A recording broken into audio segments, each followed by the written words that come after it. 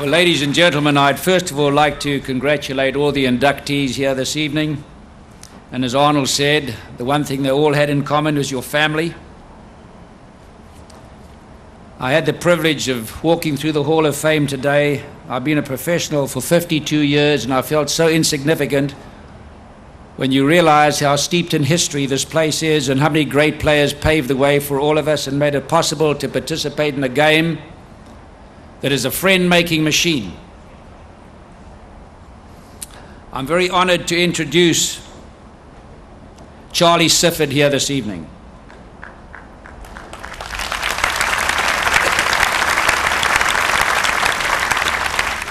In fact, I'm honored. If you read his book, Just Let Me Play, and that's the whole thing, the whole crux of the evening. Just let me play. Is self-explanatory. Imagine Tiger Woods and Vijay Singh rated number 1 and number 2 in the world today if you told them that they couldn't play because they're black and they're not white. It's hard to comprehend which actually took place in our time. And in an insane world, or in sometimes an insane world, it's pleasing to know that we have advanced in our thinking. Thank goodness. Charlie, my friend, thank you very much for asking me this evening to introduce you.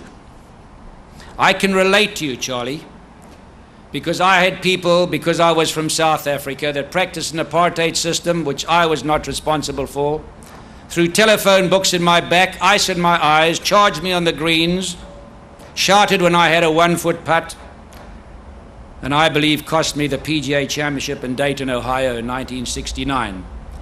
So I can feel for you. And the only way you can feel for somebody is if you've really and truly experienced it yourself. Charlie, when I think of you, I think of a warrior. I think of an athlete. I looked at you today in this great Hall of Fame, and man, you were like Arnold Palmer. You were tough and strong and a real athlete. And you paved the way. And an appropriate name is you've been a pioneer. For Lee Elder, Charlie Owens, George Johnson, Pete Brown, Jim Dent, Walter Morgan, Jim Thorpe, and a host of others. And now the game is fortunate to have a Tiger Woods and a Vijay Singh, that they can continue on what you set the pace for. And the youth of the nation are the trustees of posterity. And you are setting the example for the youth, which is so important and imperative for this wonderful game of golf. You've been a role model, Charlie, for hard work. There's one thing I hated, and that is for anybody to leave the practice tee after me. And I'll never forget practicing in New Orleans, and you were hitting balls there, and I was hitting balls, and it was getting dark, and I said, well, he'll go home. And I know you were thinking, well, he'll go home. So I went over to Charlie, and I said, when are you going home? He says, when you go home. So I said, I'll make a deal with you. We'll both leave now. But he really did very, very hard, worked very, very hard. And I was playing with Charlie, I think in about 1959, if I'm not mistaken. And we were playing in a certain state, and I won't mention the name. And I actually saw them kick his ball in the rough at number 17. Whilst I was playing with him, they were saying, go home in, you know the word. They were booing him on occasions. And I just felt so sorry that I had actually experienced this. And I'll never forget, he had the pencil in his hand when we came in, and he took it on the table, and he hit it in the table like that, and he said, hey, laddie, he said, how do you play with this? As he signed his card. And I said, Charlie, you're on your way now, my friend.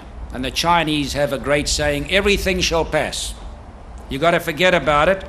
And we've got to remember that God's plan for every one of us sitting here this evening, or anybody in the world, has to have a time of suffering. I don't care who you are, what you are, how rich, how poor, what color you are, you'll have your turn of suffering. And I said, you just got to go ahead now.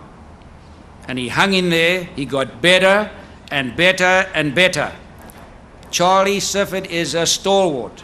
You know, there are many highly educated derelicts walking the streets for jobs today, and there are many talented golfers that had unbelievable talent that never ever reached their heights that they should have. But persistence is an ingredient that is essential to success.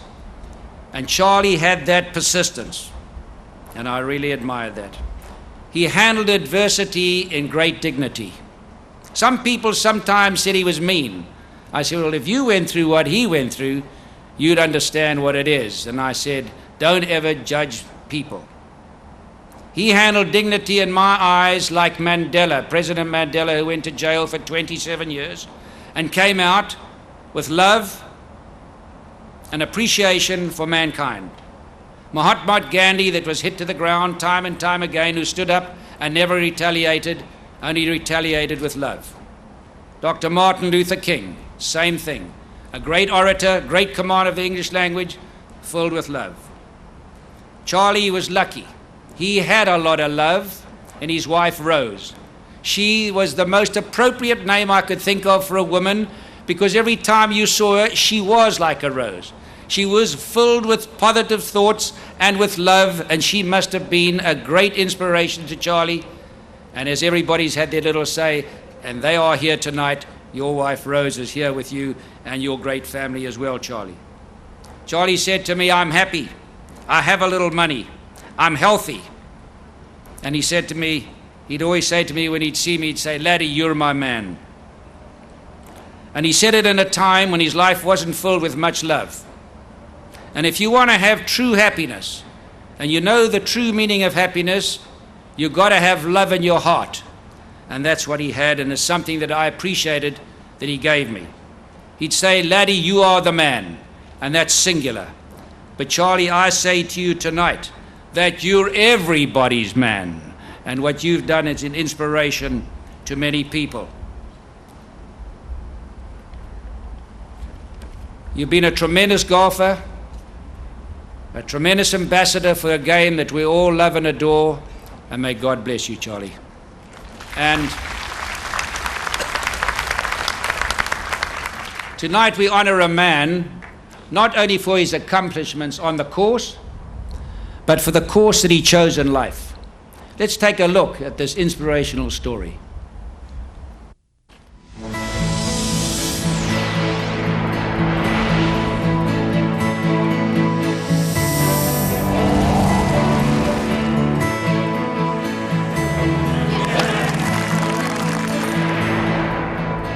Charlie Sifford's legacy will be that he came to play, and he played despite the problems that were evident almost every place that he went, and yet Charlie Sifford did not back off. By Charlie. Fine. Charlie Sifford will always have a special place in my heart, because I feel that he opened the doors just not for African American players, but I think of all nationalities. And you know, we have to have leaders like that. Someone has to take the torch and go forward, and Charlie Sifford was the chosen one. Charlie won tournaments, but that's what Charlie brought to the game. Charlie broke a barrier. Charlie came in and was a leader. He handled himself well. He loved the game, and he loved to play, and the only thing he wanted to do was to play. First tour tournament I ever played, I played the first 2 rounds with Charlie Sifford. I was 18 years old. Charlie shot 70-64 during those first 2 rounds, and we've been great friends ever since. Just a class individual. And when they enter him into the hall, they'll be entering Rose in with him, because they made a great pair, and I'm proud to call them friends.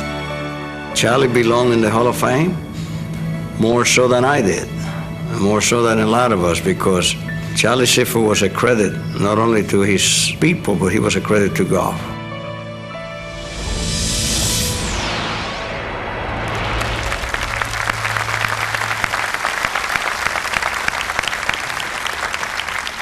Aoki-san, your English is much better than your Japanese. Much better than your Japanese.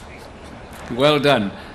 And to Tom Kite, who had dinner with all these good putters, I was 12th on the list, and the first 11 told me he never paid for one damn dinner. But Charlie, you've been selected to the Lifetime Achievement category. Welcome to the Hall of Fame. Ladies and gentlemen, tonight's final inductee, the inimitable Charlie Sifford. But before you begin your remarks, Charlie, I'd like you to hear from a special friend who very much wanted to be here tonight but wasn't able to.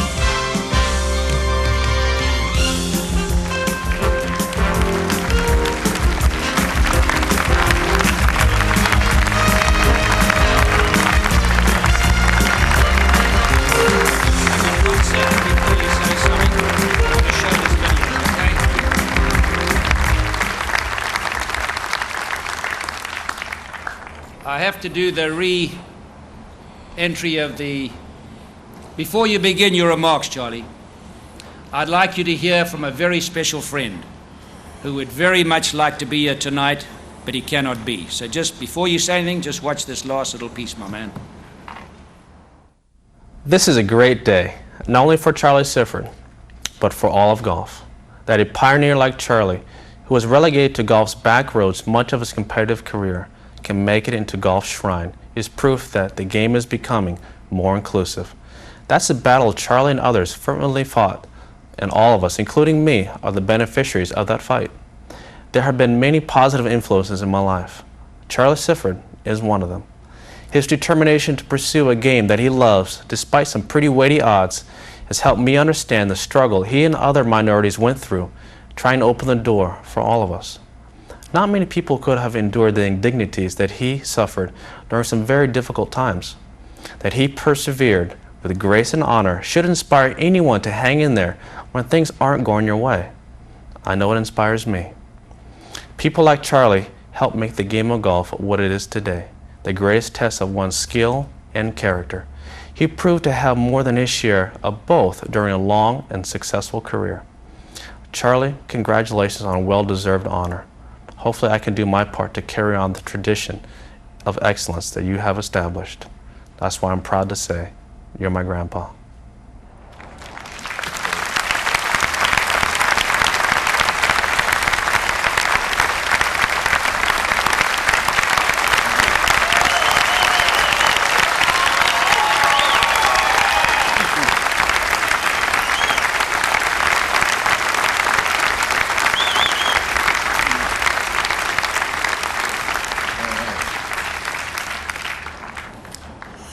Well, going behind that fella they call Arnold Palmer, I tell you, it was tough, but having friends like Arnold Palmer, Jack NICKLAUS, Gary Player, Lee Trevino, and Omaya Walter Morgan, and Calvin Pete, Jim Dent, all of those guys. You don't know how I feel. People like Greg Norman and all those great players.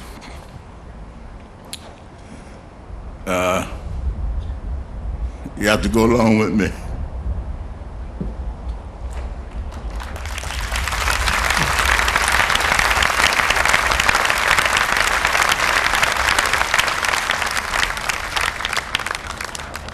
This is tough, I'm telling you. Greg Norman and all those great players, I was fortunate enough to be in their company and play in golf tournaments with them. Never was a player like they were, but I appreciate all of them accepting me.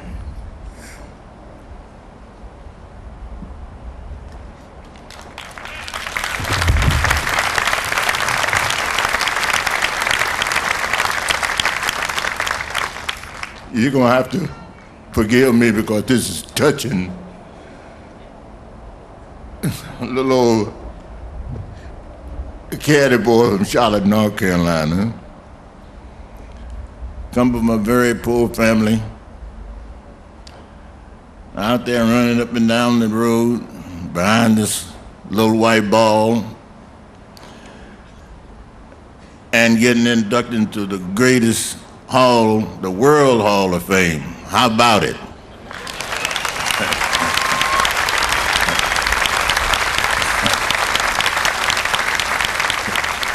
It makes me feel like I'm a worthwhile professional golfer. And I did my best. I did my best, and I had a lot of people with me, my family, my oldest son. Whew.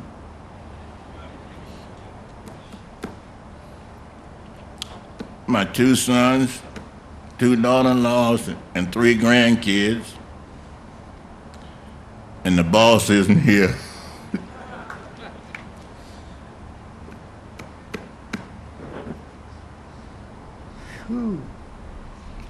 I know without Rose,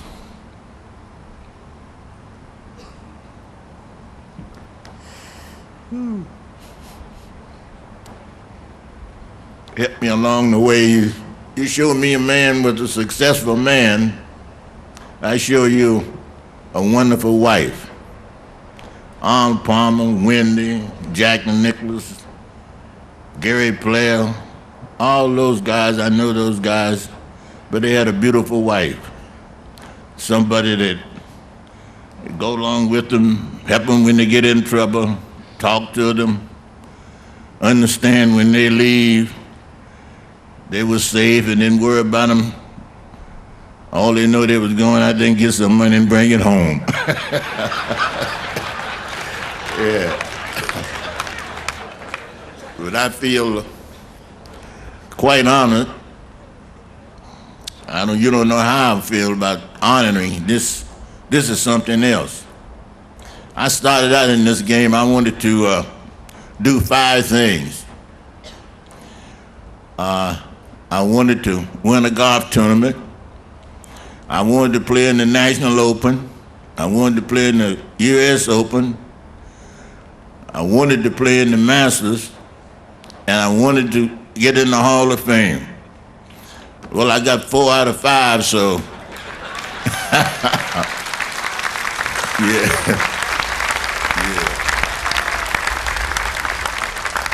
So I think that the World Hall of Fame is much greater than the Masters.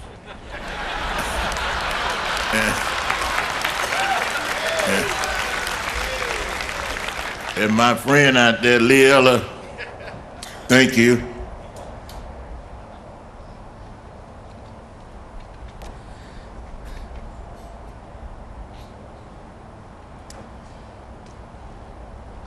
Lee won a tournament in 1974, and he was invited to play in the Masters.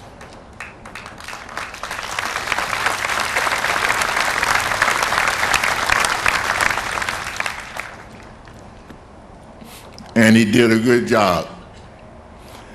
And I'm so proud of a lot of the guys, Walter Morgan, Calvin Pete, Jim Dent, Jim THORPE. You're doing a good job.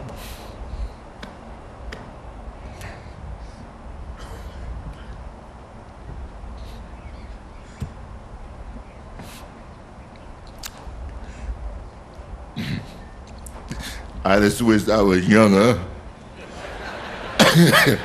Well, I could be out there playing.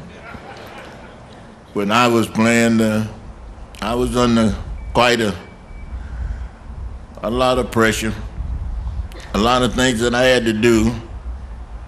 I had to be sure there were no rules broken.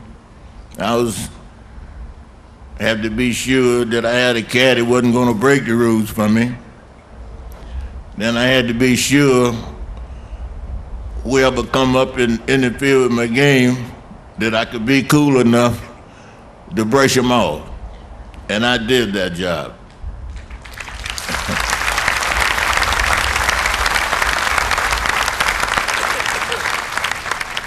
And I know that Greensboro was the first time I played in the South in a PGA tournament. And it was really tough. But people like Sam Snead, Gary Player always been in my corner. I felt so sorry for Gary Player down in Dayton. Busload of people came up there and they poured water on the young man. And he stood there and took it.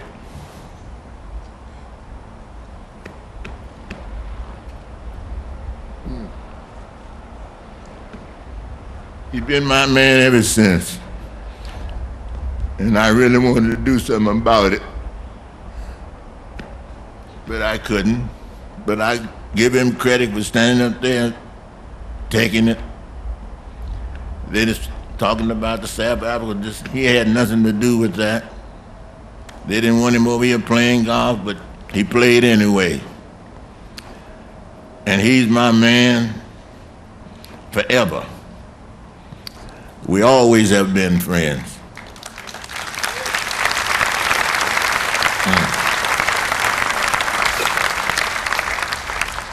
And I tell you about Arnie. First time I met Arnie, the first time he won was in Canada. I was working for Billy Eckstein out in Chicago, and Teddy Rose came out there, and he wanted to go to Canada to play in the Canadian Open. He didn't have any money. Billy Eckstein gave me some money to take Teddy to Canada to play in the Canadian Open. I didn't know anything about playing any golf, you know. I could hit the ball, and I knew where my ball was going because I had that right to live. I knew where it was going. I'd take out the right side of all the golf courses. So, so I get up, I go out there this day, and I shoot 63. And I've heard about Arnie winning all these tournaments, amateur tournaments. Arnie shoots 64. So Arnie ran off 18 greens, so he ran up the scoreboard, and all these Canadian people, they were speaking French. So I didn't know what they was talking about. Arnie run up there, Arnie say, "Charlie Sifford, how in the hell did he shoot 63? So I turned right around. I didn't know who Arnie was. So I said, "The same damn way you shot 64.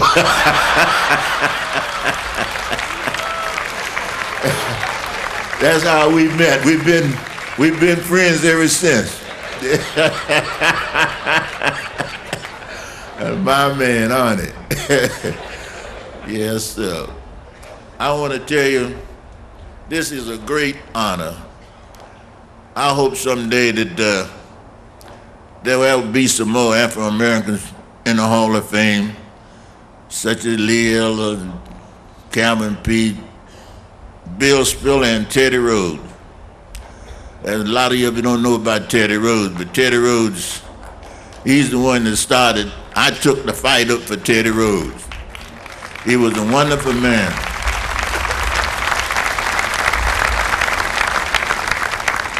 And I want to thank everybody that had anything to do with my selection to come in the Hall of Fame. All the new the writers. And when the commissioner called me, I thought he was pulling my leg. You know, he called me, the phone rang, and I picked up the phone and said, "This is Tim Fincham." "What?" And I said, "What the hell I does? What about does now?" I wasn't making. I want to thank the Champions Golf give us a little 5 gigs, you understand, and 2 years we've been good. They give us, we play 5 gigs and get nice little fee for the 5 tournaments. I said, "Oh Lord, am I blew that?" So dog, he said, "Charlie, we're gonna put you in the Hall of Fame. See, you got a lot of followers. We're gonna put you in the Hall of Fame." I swear I didn't believe it. I didn't believe it. But that's the 5 months I had to wait to get here. But the toughest 5 months I ever lived out the whole 50-some years I've been there.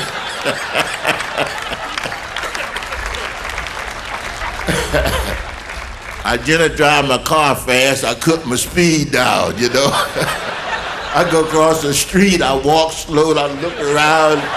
Boy, I want to be damn sure I'll be here tonight.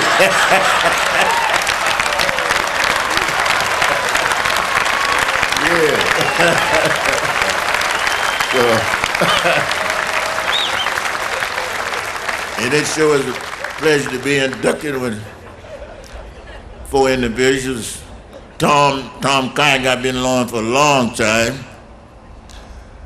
Aoki, I've been knowing him a long time. We understand him well. Aoki don't understand me, and I don't understand him.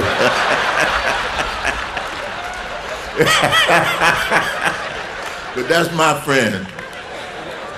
And Marilyn, I heard of her, but I've never met her before, but man, does she have a record. I saw I did in the ball the other day. Boy, in her young days, she had to be mean, because she go at it like old Greg Norman. She goes at the ball. It indeed is a pleasure to be inducted with you wonderful people. And man, I'm in the Hall of Fame, the World Hall of Fame. You don't forget that now. I'm in the World's Golf Hall of Fame with all the players. So that little old golf I played was all right, wasn't it? I want to thank you very much, but I want to thank a lot of people, thank people in Ohio, where I live now.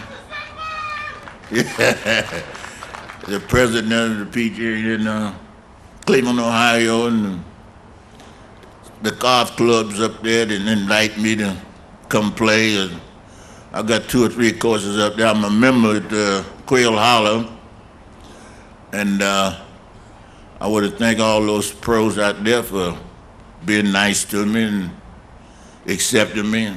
And I play at the